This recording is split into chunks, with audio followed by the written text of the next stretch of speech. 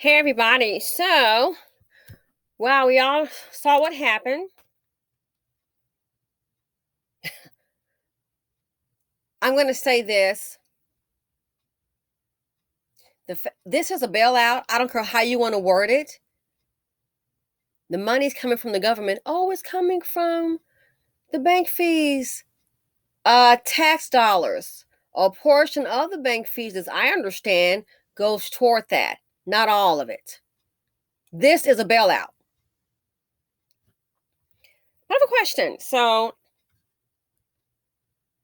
not the first time this has happened. As we know, Lehman Brothers. This is a bailout. But I just thought about it. I wonder what would have happened to generational wealth if they had bailed out the Freedmans savings. So what's that in case someone doesn't know? The Freedman Savings Bank, which is basically the Freedman's Bank, good intentions were not enough. A noble experiment goes awry. Like much that came out of the Civil War, the Freedmen's Savings Bank, officially the Freedman Savings and Trust Company, began with a sense of high moral purpose. Its founders understood that the 13th Amendment to the Constitution, which abolished slavery, was only the start down the long road toward full participation in American society for former slaves. Simply to survive the transition to a system based on free labor, they would need food, clothing, shelter, and medical care. But in the long term, if they were to have a meaningful chance to succeed in American society, they would also need education, legal services, financial services, and capital. Again, in the long term, if they were to have a meaningful chance to succeed in American society, they would also need education, legal services, financial services, and capital. With these needs in mind, Congress on March 3rd, 1865, enacted legislation to establish the first of its kind social services agency that became known as the Freedmen's Bureau to administer a broad program of help and self-help. On the same day, it chartered the Freedman Savings Bank with its goal, as the African American statesman Frederick Douglass put it, of instilling into the minds of former slaves, quote, lessons of sobriety, wisdom, and economy, and to show them how to rise in the world. So, long story short, with the Freedmen's Bureau, that was a bank for slaves, they put their money into it. White men, based on my research, they ran the bank. Then when things got kind of not so great, that's when they tapped Frederick Douglass at that point.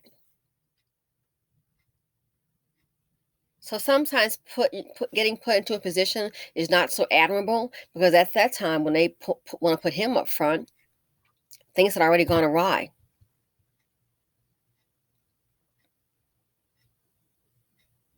So the banks, and I'm going to kind of paraphrase because I know how people get about, a lot of people still like popcorn knowledge. I totally get it. So the plan called for the bank to employ numbers of freedmen, giving them hands-on training and experience in the banker's skills. At first, it all went well with the Freedmen's Bureau helping to publicize it. The bank attracted millions of dollars from tens of thousands of depositors. The accounts were established were reportedly small. The vast majority of them ranged between $5 and $50. But these small deposits were emblematic of the historic rise of a class of Black property owners. Let's fast forward down quick. And here's a building, a photo. So long story short, when it went down,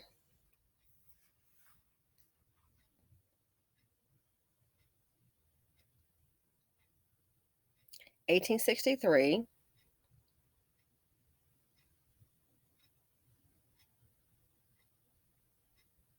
correction, I want to go to 1873. Then a year later, in March 1874, Frederick Douglass was induced to take the reins of the bank when things had gone awry. That's when they bring him up. Sounds familiar, huh? From the playbook. A move that many hoped would steady the bank in the eyes of its depositors, lest they withdraw their savings in a panic. So things going awry. They don't want them to do a bank run, but it was too late. On June 29th, the bank trustees voted to shut it down. The same ones who ran it into the ground. They were over it. The bank's closings did more than shatter the dreams of Douglass and others with high hopes in its future. It left 61,144 depositors with losses of nearly $3 million. And this is in 1874. After years of waiting, the depositors only recouped a share of what was owed to them. It was a bitter conclusion to a venture launched with great promise. So the loss of the $3 million. It's like in these jobs, when they put a black person in charge, sometimes that person is going to do what they're being told from the top. So this here, Freedman's Bank, after years, they only got a fraction of their money. They weren't made whole. Remember before with they built out all those banks, AIG, and the guys came in, those men came in riding on a financial problem. We're arriving in jets, by the way. The same ones who want to tell everybody else, get off your butt and stop asking for a handout. Are you kidding me? It's a joke.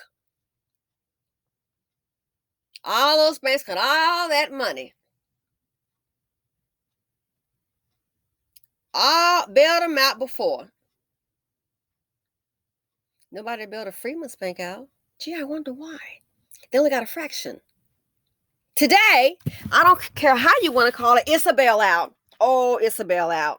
Yeah, they really think they can word things a certain way, and this is indicative, in my opinion, of all politicians. It's a bailout. There's not going to be a bailout. You are bailing it out. $42 billion was taken out. You're restoring. But who would want to bail out the Freedmen's Bureau? That bank wasn't bailed out. Look at the generational wealth that could have been created, could have been passed down.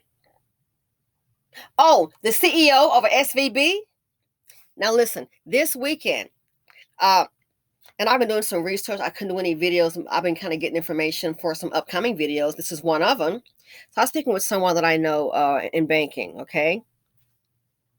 And I said, a lot of people want to know, when did they know this was going down? And the person told me, oh, they knew 30 days. They've been knowing for a month that this was going to happen. That's why they started selling their shares. Huh? Because I said, when I saw it Thursday morning about that, I said, wow, the stock is already down. Insider selling. That's what it was, down $78 in the red. It was down to $78 in the red Thursday morning when I saw the story on Swapbox. Now come to find out, yeah, I said, I know somebody that's in banking, I know it exactly. It's just a question. Oh, they knew 30 days. They already knew the feds was going to be coming. The little worker bee didn't know. They knew the feds was going to be coming. So within 30 days, they knew it was coming. It makes sense now. Gee, what are the odds the CEO just happened to sell at a profit, sell all his shares, and got over $2 million? I told my friend, I said, so it sells, this is ridiculous. Over $2 million, he sold his shares with a $2 million profit. That's what's been reported. The CEO leaving with a parachute. And then this here, I'm going to speak my truth. This is a good example. It shows you why some people are ahead. Don't come handing me anything about hard work. Nah, people work hard every day and still struggling. It's easy to sit and watch the stock market, see the numbers and chart, and make that's easier. It can be stressful. I understand. Trust me. Take a little risk and all there. You got people working hard, customer retail jobs, on their foot waitressing, handing folks food, dealing with an attitude, then go work in a store. Hard work is no guarantee. This also shows you, in my opinion, why some people are on top. Why? It's always a safety net. See, Zaddy chooses a safety net.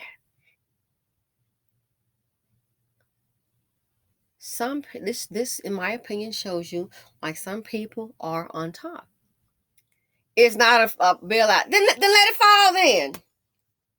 That's like someone about to get evicted from their apartment or from their house, a foreclosure, and here you are coming with a check at the last minute. Here you go, here's a check. Woo! Yeah. Listen, don't get evicted. Pay it. Do not get foreclosed on. Here's a check. Here's certified funds. Right, here's a check. Well, that's a bailout. Well, now it's a check. The check is a bailout. This here's the bank's been bailed out. Protecting big money. When people lose their jobs to no fault of their own, and it's not about them. If you think they really care about little people, I just don't buy it, in my opinion. People lose their jobs or get fired. What's your bailout? A measly unemployment check? Ooh. That really can't carry, it can feed you, but it can't do that much. It can't really sustain most people's standard of living. Who's going to bail you out? So the Freedman's Bank, what was the bailout? They were only paid a fraction. So that FDIC. But now, look how the rules have changed. So this lets you know how a lot of people are ahead. The system is designed to protect them. As a regular citizen, we have some protection, but it doesn't go as far. We have some protection, but it doesn't go as far. We do have some protection, I'll say that. But the financial, I said, just my opinion, I think there are two sets of books, the correct books and the wrong books. That's why I'm going to check with somebody, an executive in banking, and of course I don't mention any names, but yeah. So they already knew within 30 days. Wow. That's why they were unloading that stock. They already saw it coming.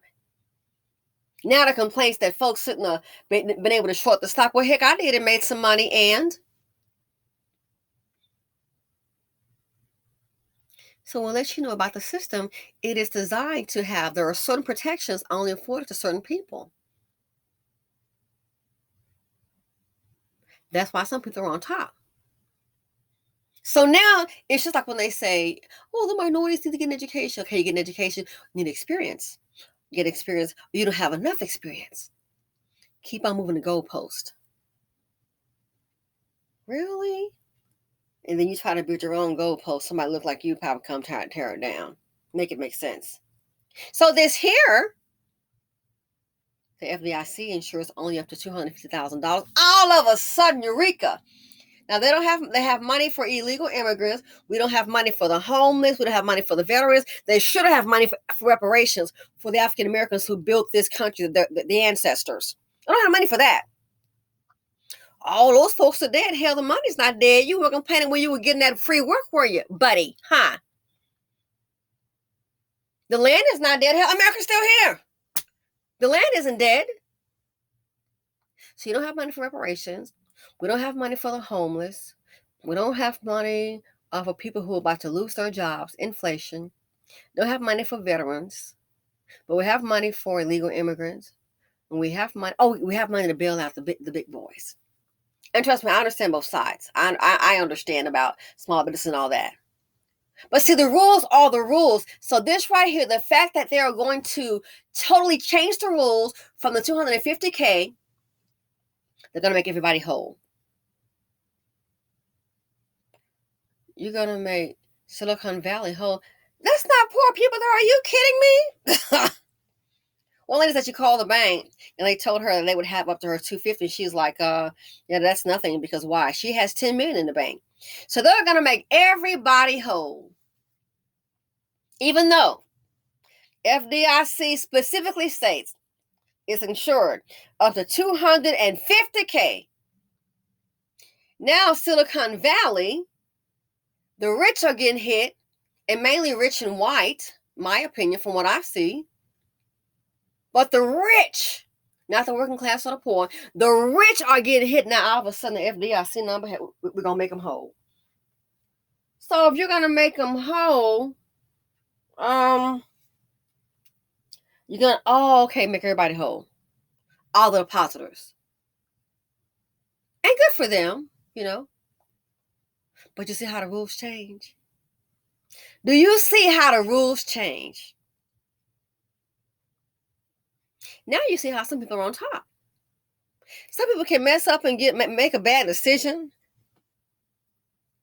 and then follow for the rest of their lives. This right here, they could have had the money more spread out. So anybody else, you out of luck. The Freedman's Bank, what if they made them whole? Especially given the free work that they receive under threat of death. Anybody want to make the Freedman's Bank whole? Freedman Savings and Trust? No, they got a frat. They're going to stick to the rules to this one and stick to the rules. And guess what? You just got to start out, lose your whole savings. You got to start all over again. But see, that bank was basically was being upheld by American slaves, black slaves. And I don't want to hear about, was that time, man, some people, you are really slow and dumb as dirt. No, it's a system. They have a playbook. When slavery ended, and there was no 40 acres and a mule, it might have been on papers that it was just a bunch of BS, the 40 acres and a mule. Do your research. Readers are leaders. Sometimes, start worrying about maybe, they got a certain dance I'm going to look at and get my hair done. I'm going to look cute and I'm going to get snatched, and your brain is already snatched and it's full of whackness. That's why you can't think. That's why you're a little slow. And then when things happen, not prepared, don't know what to do. Do your research. When slavery ended, talk about it. It's like, it kills me when it comes to certain communities we want to talk about. And I believe in hard work, trust me. But it kills me when it comes to certain communities. Well, they should have maybe they should have chose a better bank. Come to certain communities. Stop asking for a handout. The government been giving handouts just they've been giving handouts, especially to rich people. Been giving handouts. When slavery ended, they actually gave land to the slave owners. And to make it better, I know, Billy, you're not used to working the land and all that, but guess what? We're going to send down some agriculturalists, and they're going to show you how to farm your land. Might not can even spell agriculture, but that's what they did. They gave them the land and said, this is what you do. They weren't the one that built the land. They weren't enslaved, no, but the government gave them land and then sent people down there at their expense to teach them how to farm, to teach them agriculture. The government did that. Read. Sound like a handout to me. But the slaves, well, you and y'all gonna make it happen. Stop asking for a handout. This is a joke. This is a hell of a joke. I don't care how you want to put it, it's a bailout. That's how I see it. Ain't no way around it. They're about to come and take my vehicle because I'm near the repossession. And they're coming. I've got 2 weeks or whatever. Someone hands me a check. They bail me out. I was in a gym. They bailed me out. Well, no, I wasn't. What's the issue? The issue is money. Gave me the money. You bailed me out. It's money. It's a bailout. But who's going to bail out the Freedmen's Bureau? They stick to the rules when they want to. A lot of those people, they say, gave to the Democratic Party. Well, they're getting a return on their vote. But what about FBA and ADOS? Where's the return on the vote? Because you couldn't have won without us. And I didn't vote for Biden, no. Or Kamala, no. But they got our vote. FBA, ADOS, that's part of my group. Where's the return on the investment? Because I'm not seeing it. So you see how the rules have changed. And this is how some people are ahead. A system in place, a playbook. They get in the jam, save the day. Other people get fired. No more working class people. You don't have a lot of money. You get fired. It's on you to go find you another job. Pull yourself up by your bootstraps. Well, tell Silicon Valley to do that. You so darn smart. You know everything. You shouldn't need the money. Silicon Valley, pull yourself up by your bootstraps. Oh, let's go for the economy. Well, guess what? Source operations. Obviously, the slavery was good for the economy back then. It built the country. The Jim Crow was good for the economy keeping people back. The Freedmen's Bureau, if they had paid them that money, which was more than owed, and made them whole, it could have been passed down. That would have been good for that economy back then, and maybe then someone could have had generational wealth. But no, you got to start all over again. This also shows you, again, why some people are ahead and others are not. The safety net. It's a bailout, folks. That's how I see it. I don't care how you want to put, oh, it's a patty cake, it's a bailout. What they doing is it's a bailout. If you're in a jam and you need whether it's $5 or $500 and I come through with it, I bailed you out. You in a jam, bailed you out. Same here, vice versa.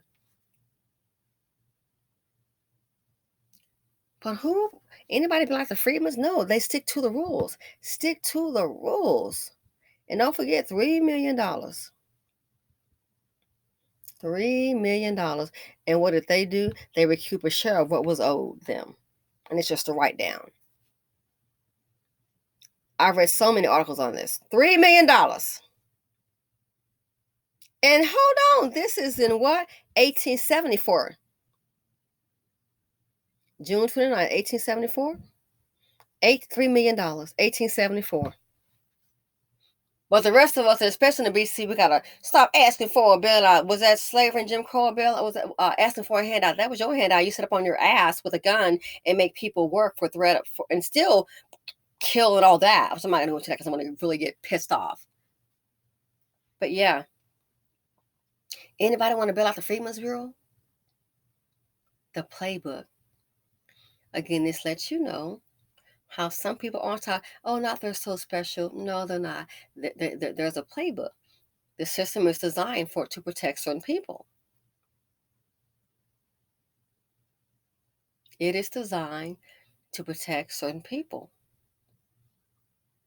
It reminds me of that series I saw on Billions when the guy was like, why he wanted a bank. You can screw up and this, oh my gosh, I wish I could find that. He said, you can screw up. You can get bailed out by the taxpayers.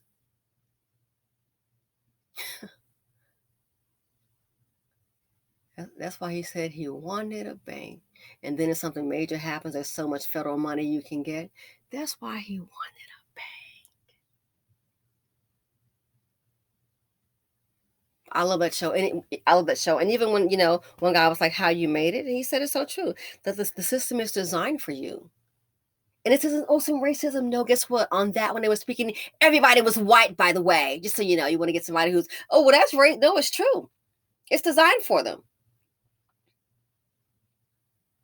He's like, you're a white male, da, da, da, da, da. You want to holler about your poor? It's like, no, but you're a white male, da, da, da. And he was like, it was designed for you. So very true. It was for it to work.